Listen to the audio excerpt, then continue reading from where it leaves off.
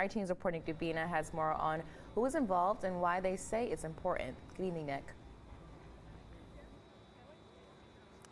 Hey guys, well at 5 o'clock we showed you the carousel in action for the first time as the park celebrates its 100th anniversary. I do want to step out of the shot to show you a little more of what's going on. Now what you're looking at over there is a fundraising gala for the park in the dance hall. That ride right there is called the Turtle Chase. And I'm going to grab the camera and I'm going to pan around to show you another favorite here at the park. The Thunderbirds are flying again for the first time this season. Now, as the park celebrates a century of amusement, we got a really interesting look today at the history of some of the rides that people have enjoyed over the decades, some that are not here anymore. Earlier today, I spoke with Erin Doane. She's the senior curator at the Chemung County Historical Society. So we are celebrating the 100th year of having amusements at Eldridge Park. Back in 1924, when Bob Long came with his carousel, that really set a new era for the park.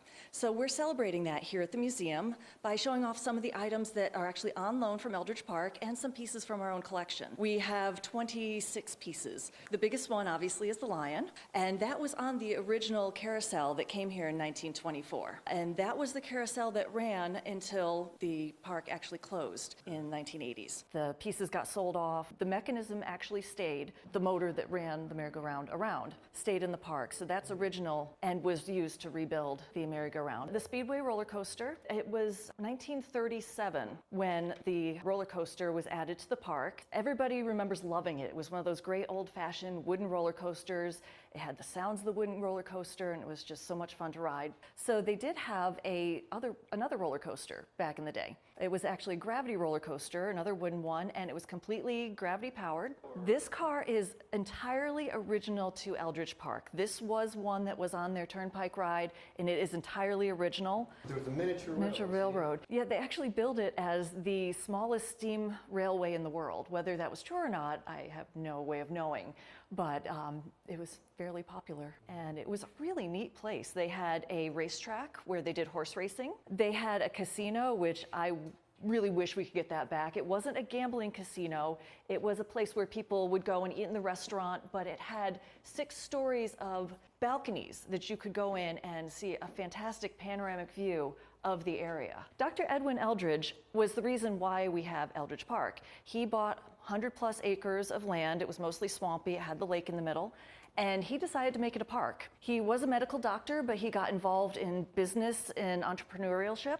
And this is something that we want people to go to the park, enjoy it today, come here and experience what it was like before, and then share their memories with us. That was Erin Doane, the senior curator at the Chemung County Historical Society. Make sure you check out that exhibit. There are so many more cool things to see. Now back here live at Eldridge Park, the famous Jasper dragon boat's also back on the water. Now people might know that legend has it there's a sea creature lurking beneath the water here, but we have not been able to confirm those reports. I do want to show you a little more around this park as I pan back around. Sunny day, a lot of people out enjoying the rides, the Thunderbirds, and many more. And we have posted a full list of all of these special events that will be happening across Memorial Day weekend here at the park as it marks 100 years of amusement. At Eldridge Park, I'm Nick Dubina, 18 News. Thank you so much, Nick.